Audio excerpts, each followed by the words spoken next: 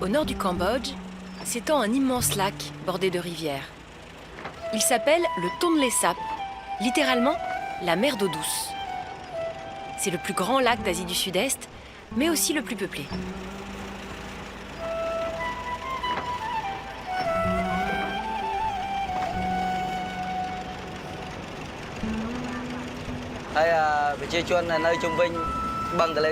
Dans la population des villages flottants, il y a environ 3 millions de personnes. Sur le lac Tonlé Sap, il y a des villages disséminés tous les 3, 4 ou 10 kilomètres. Des petits ou des grands villages. Dans ce monde lacustre grouillant de vie, l'eau et les mouvements du lac rythment le quotidien des Cambodgiens.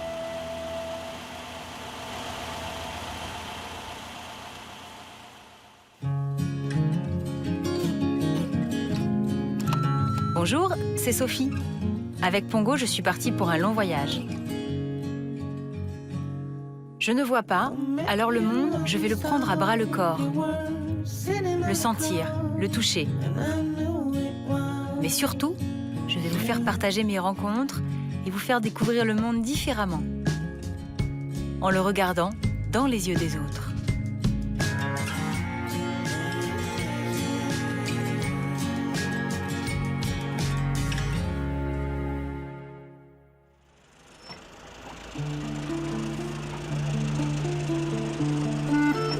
C'est aux côtés de Bo que je prends la mesure de l'immensité du Tonlé Sap. Bo est littéralement né sur l'eau, dans un village flottant. Et depuis 40 ans qu'il observe ce lac, il a appris à en connaître les singularités.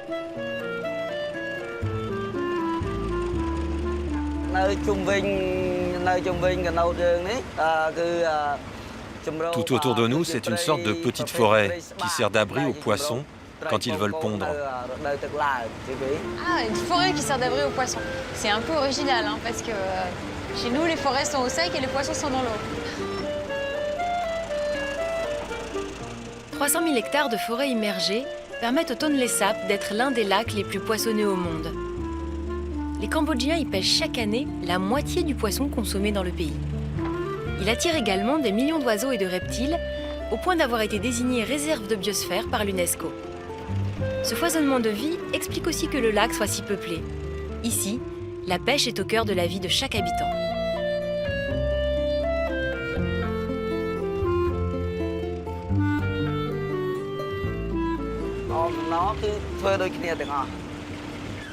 Dans tous les villages du lac, il y a un crématorium à l'entrée. Et là, à ta droite, il y a un petit crématorium qu'on a construit pour incinérer nos morts. Après l'incinération, on fait la cérémonie Praïrou pour signifier au défunt qu'il est vraiment mort. Car les anciens disent que lorsque l'âme est partie, il lui faut 7 jours pour comprendre qu'elle n'a plus de corps. Avant de ramasser les cendres, on réunit toute la famille, les frères et sœurs, pour faire un rituel. Toute la famille tourne 7 fois autour du défunt afin d'aider l'âme à se réincarner et à oublier sa vie antérieure.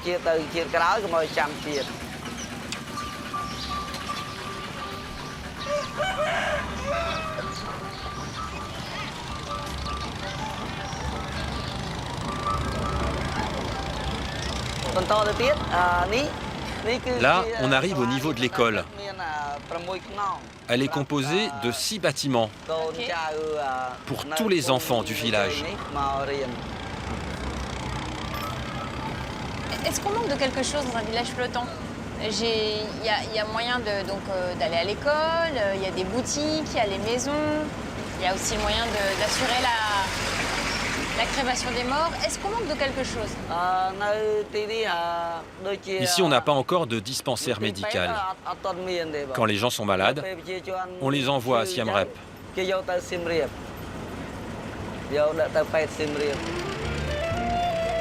Plusieurs fois par an, les habitants des villages flottants déménagent, sans même bouger de chez eux. Comme les maisons reposent sur des radeaux, les villages peuvent se déplacer en fonction des saisons et des fluctuations du lac.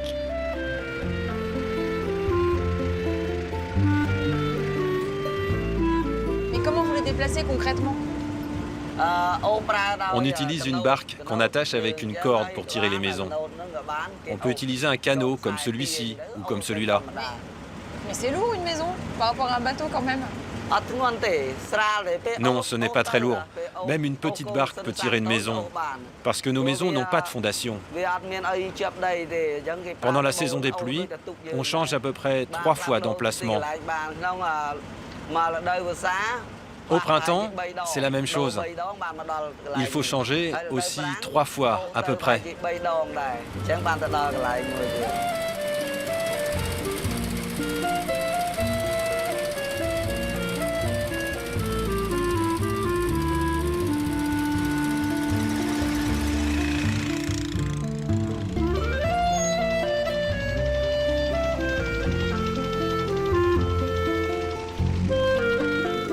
Je vais accoster un de ces radeaux habités. Pour moi, je crois qu'on est arrivé cette fois. Je vois une ombre. Dans le village de Prectoal, la famille de Ling a accepté de m'héberger. Ok, je crois que j'ai compris. Alors attends. Venez, bienvenue. Ok, je vais là. Yeah. Ah là là. Oula. Arriver sur le village flottant, c'est assez épique. Faites attention. Merci beaucoup de m'accueillir, c'est vraiment adorable. Alors là, on est près de votre maison, c'est ça? Hop là. Et vous pouvez me la décrire un petit peu? Comment c'est une maison comme ça, toute flottante? Ma maison flotte sur l'eau. Elle repose sur un radeau de bambou. Il y a environ 300 à 400 bambous et tout le corps de la maison est en bois. Seul le toit est en tôle. D'accord, donc en fait tout est en bois, le ponton, les murs et tout ça. Et vos voisins, ils sont loin d'ici? Ils sont tout près. Ça veut dire que vous allez en bateau d'une maison à l'autre ou vous pouvez comme ça enjamber sur les pontons? On peut traverser seulement 2 maisons par les pontons. Les autres habitants prennent la barque. Qu'est-ce qu'on fait si on est fâché avec ses voisins? On les jette à l'eau? Non, on n'a jamais jeté personne à l'eau. Allez, ok. On va rentrer? Merci. Je vais là? Voilà. Hop. Il n'y a pas de mur. Il n'y a que des rideaux pour cacher la pièce. Et cet endroit sert à recevoir les invités. D'accord. C'est juste les rideaux qui séparent les pièces en fait. Racontez-moi un peu, c'est quoi votre décoration? Il n'y a presque rien. Voici les photos. Les photos de mes enfants. Les photos de leur mariage.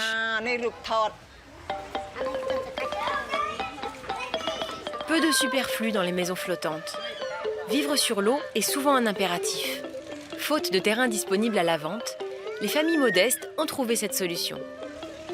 Hop.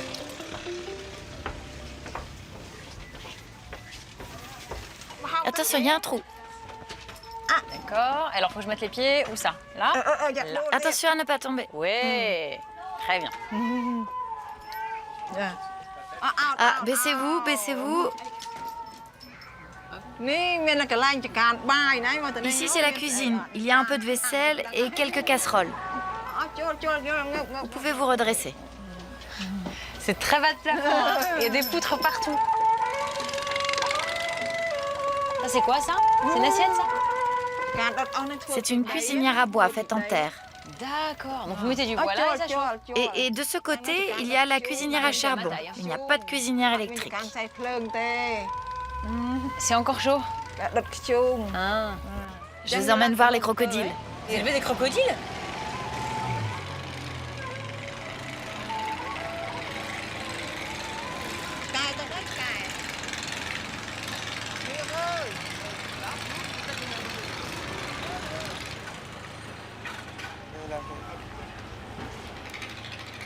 Je suis quand même rien que au-dessus de crocodiles, sur un truc où je sais pas où je mets les pieds.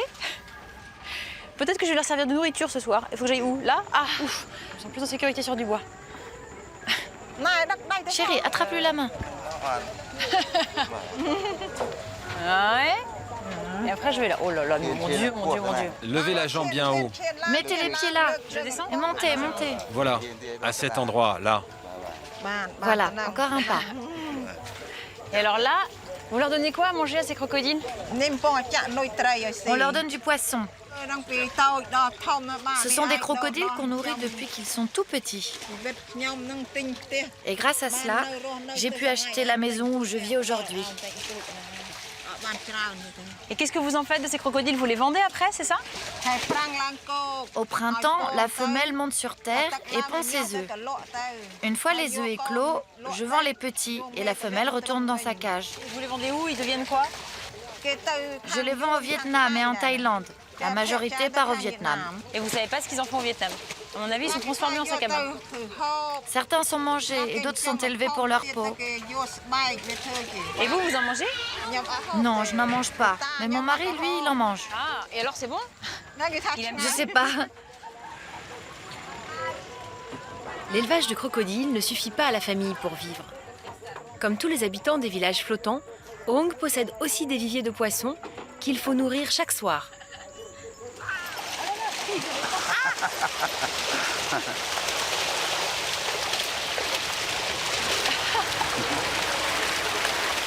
Et vous avez combien de centaines de poissons là-dedans? Il y en a 500 à peu près. Ah oui.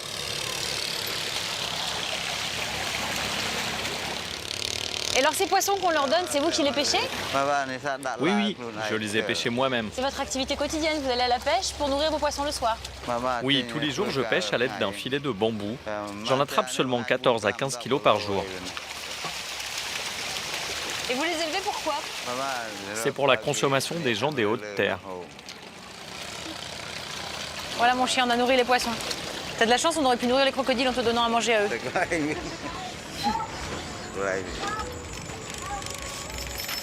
Je descends. Hein.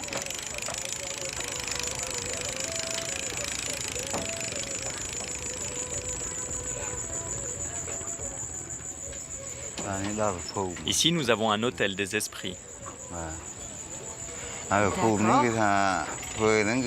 Dans chaque maison, il doit y avoir l'esprit protecteur du village et de la maison. Ils veillent sur nous. C'est pourquoi nous leur devons l'hospitalité et le respect. Ainsi, nous les prions chaque jour.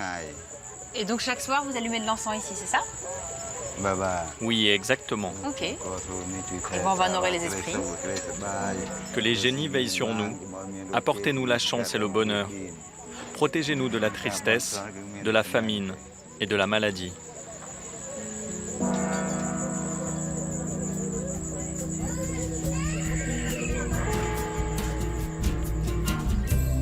Dreaming my life, never sure of what is real. Turn down the light and get in touch with how I feel.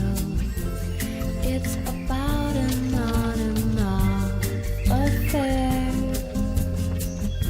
I want to know if you still care. Aux abords du village de Prectoal, les jacinthes d'eau poussent par millions. C'est une matière première gratuite et inépuisable. Ah, c'est ça les jacinthes d'eau.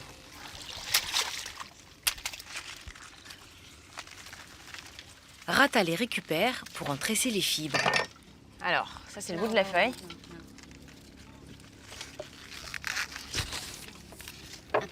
On ne prend pas ces côtés-là. Et ça repousse vite? Une fois qu'on a coupé les tiges, par exemple, je sais pas, une semaine après, vous en avez de nouveau au même endroit? Oui, elles poussent très vite pendant la saison des pluies. Ça pourrait être perçu comme une plante invasive, et puis finalement non. Avant, on ne pouvait pas circuler, parce que quand elles sont grandes comme ça, les bateaux ne peuvent pas passer. Depuis qu'on les récupère, les bateaux circulent mieux, et nous, ça nous apporte aussi un revenu.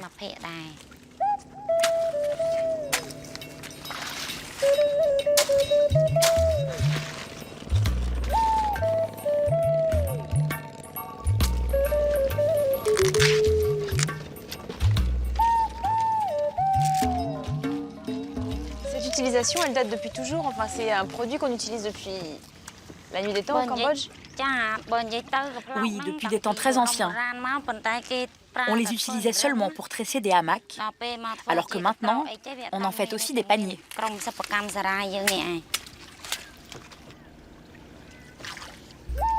Le tressage des jacinthes avait disparu avec l'arrivée des hamacs synthétiques et bon marché. l'association franco-khmer Osmose a fait renaître cet artisanat en formant les habitantes à fabriquer des nattes, des paniers et divers objets qu'elles se chargent de commercialiser. On est arrivé. Ah. Alors c'est ici que vous allez stocker les jacinthes. Oui, oui. On va les faire sécher sur le toit. Ok, je descends. Là. Tac.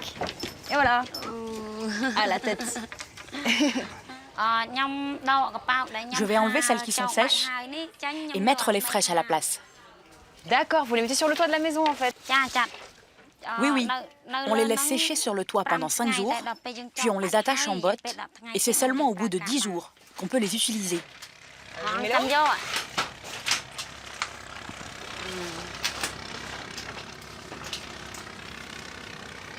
La petite là-haut, elle est en train de tout étaler, c'est ça? C'est votre petite fille qui est là-haut? Oui, c'est parce que les adultes ne peuvent pas monter. Mais elle est légère. Eh oui, c'est sûr.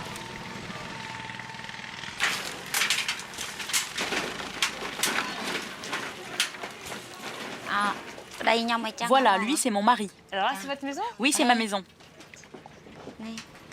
Et c'est mon mari. Et ça, c'est votre mari? Enchanté. Et qu'est-ce qu'il fait, lui, ici? En fait, il est mécanicien. Mécanicien retrouve ici son sens premier. Le mari de Rata répare tout ce qui possède un mécanisme. Donc en fait, cette maison, c'est aussi bien votre lieu de vie que votre lieu de travail à tous les deux, c'est ça? Oui, c'est comme ça qu'on s'organise. Eh ben, est-ce que vous allez me montrer comment on tresse ces jacinthes qu'on a accueillies? Enfin, que vous avez accueillies, moi, j'ai pas fait grand-chose. Allez, on va s'installer là-bas. Ok, je me mets là? Parfait. C'est bon, j'y suis. On passe les tiges à la vapeur et après, on peut les utiliser pour fabriquer des objets. D'accord. Et pour faire un panier comme ça, il faut combien de temps? Combien d'heures de travail ou combien de jours? Je sais pas, je me rends pas compte. C'est long. Il faut 2 jours pour faire un panier. Ah oui, c'est quand même beaucoup de travail. Alors, comment vous faites? Montrez-moi. On prend quoi? 2 brins? Pour commencer, on passe les tiges dans la trame. Ensuite, il faut bien les répartir. Comme ça. D'accord. Tu les passes comme ça et tu le refais. Où est-ce que vous avez appris à tresser? J'ai appris ici. Jusqu'en 2008, j'étais femme au foyer. Je gardais mes enfants car ils étaient très petits. Et puis un jour, une association m'a proposé de faire une formation de tissage. Ils m'ont appris à faire différents modèles. Des tapis, des hamacs, des paniers. En fait, ça dépend de la commande des clients. C'est quoi l'objet que vous préférez fabriquer? Pour être honnête, quand il y a des commandes, je suis contente parce que je gagne de l'argent. Je suis très heureuse et surtout, je n'ai pas peur de travailler. En saison humide, le Tonlé Sap s'étend sur 12 000 km², 4 fois plus qu'en saison sèche. Les pluies de la mousson font alors déborder le fleuve Mékong tout proche, et ses eaux se déversent dans le lac. Dès le IXe siècle, les rois khmers avaient perçu l'intérêt providentiel d'une telle manne d'eau saisonnière. C'est pourquoi ils avaient bâti la cité d'Angkor, leur magnifique capitale, près du Tonlé Sap.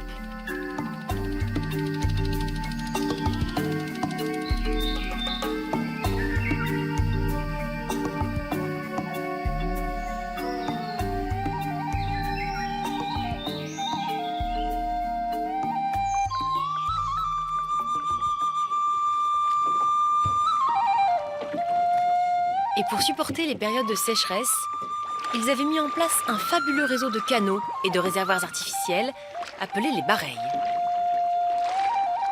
Angpeu est hydrologue et il est le spécialiste des bareilles au Cambodge.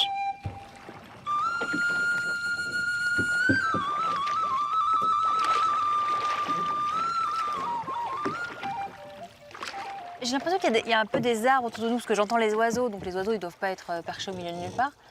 C'est un peu étonnant, non, pour un réservoir comme celui-là, qu'il y ait des arbres et qu'il y ait une forêt à l'intérieur? Oui, en fait, cet réservoir-là, on s'appelle le Bahai Nor, ou en khmer, c'est Cheya Tataka. Cheya Tataka. Oui, c'est le roi Chevaman VII qui a construit cette baraille-là. Et D'accord. cette baraille-là est mise en service au XIIIe siècle. D'accord. Et cette baraille-là qui sont plus en service depuis le XVIe siècle. Ah, donc il a fonctionné entre le 13e et le 16e. Voilà. Et du 16e, il y a peu de temps, il ne marchait pas, c'est ça hein? Exactement. Et donc vous l'avez remis en fonction, remis en eau? remis en eau, oui. Oui. Et comment on fait ça? J'ai utilisé le système l'ancien, dont les Khmers à l'époque, ils ont construit la digue D'accord. vers le nord, vers la montagne, pour capter tout l'eau de ruissellement. D'accord. Donc c'est cette l'eau de ruissellement-là qui sont remplies dans cette baraille-là. Et le baraille, ils n'ont jamais creusé. C'est le terrain naturel. La manière de bloquer de l'eau, en fait, était plutôt de faire des digues avec les Khmers que de creuser. C'était plus facile, peut-être aussi. Exactement. En fait, l'idée, la construction de baraille, c'est pour faire irrigation. Si on creuse, on ne peut pas faire irriguer. Eh oui, bien sûr. Donc, si on fait seulement la digue pour relever le niveau d'eau, à ce moment-là, on peut irriguer la partie en aval facilement. Oui, c'est malin. Voilà. Donc vous avez utilisé les mêmes méthodes. Exactement. Donc, on a simplement réparé tout l'ensemble de l'ancien système. D'accord. Et c'est en 2008, c'est la première fois que l'eau qui revient de nouveau pour le Baraille Nord. Et c'est pour ça, aujourd'hui, vous avez encore des arbres qui sont autour de nous dans le Baraille. Et vous les avez laissés tranquilles. Je laisse, oui, exactement. Finalement, le plus difficile pour Angpéou n'a pas été de réparer les digues, mais de convaincre les villageois sceptiques qu'ils pourraient récupérer les eaux de ruissellement dans le réservoir. 80% de ces eaux partaient directement dans le Tonlé Sap.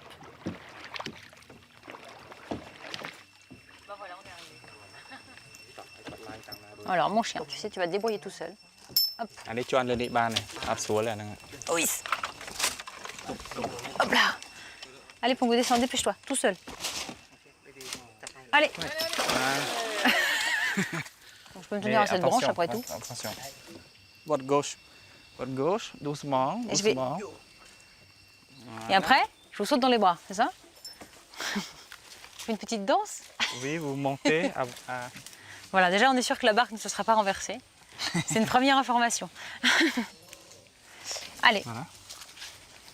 Au cœur du Bareil se trouve une île artificielle, construite elle aussi au XIIIe siècle. Angpéou tient à me montrer le temple qu'elle abrite.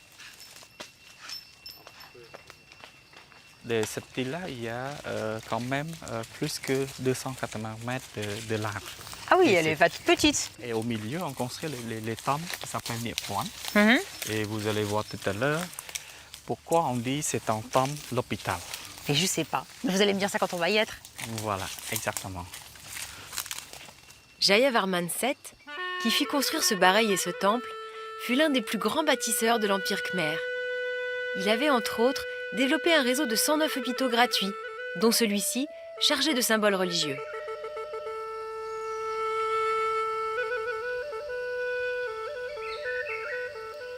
En fait, les Khmers, à l'époque, ils ont utilisé plutôt les plantes médicinales. Vous cultivez des plantes médicinales dans les bassins et vous pouvez les utiliser sur place. Et ils ont planté cette île-là. Pas dans le bassin, mais... D'accord, sur cette île, en Sur cette utilisant île. l'eau Voilà. qui était autour. Et les populations locales continuent encore à utiliser ces types de plantes-là pour guérir certaines maladies.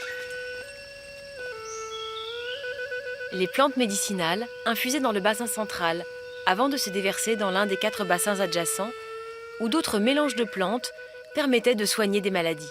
En fait, il y a 5 bassins. 5 bassins, d'accord. Ouais, le bassin milieu, il y a Ouais. le temple. D'accord. Donc le temple, il est encerclé par le bassin du milieu. Et après, il y a 4 bassins autour.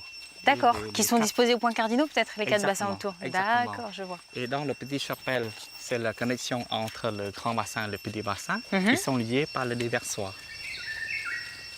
On passe entre les 2 pierres. Vous suivez? Là, on est entre les 2 bassins. Je suis en train de marcher Voilà, entre on les est bassins. au bord de grand bassin. D'accord. Voilà, continuez. Donc si je me loupe, je vais direct dans le grand bassin. En gros, c'est ça l'idée. Donc, je suis de côté le bassin. Voilà.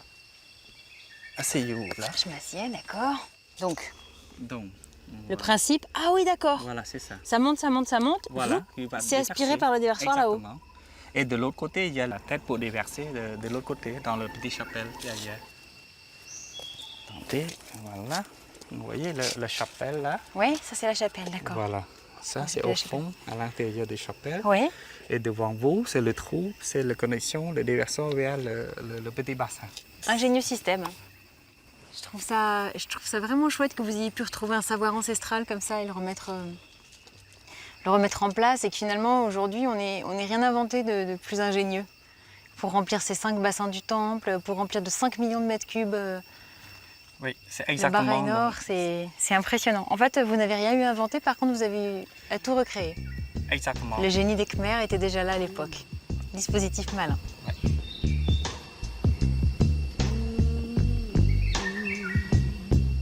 De ce voyage au Cambodge, je garderai en mémoire l'étrange sensation de marcher au-dessus des crocodiles, Peut-être que je vais leur servir de nourriture ce soir. le minutieux travail de récolte des jacinthes d'eau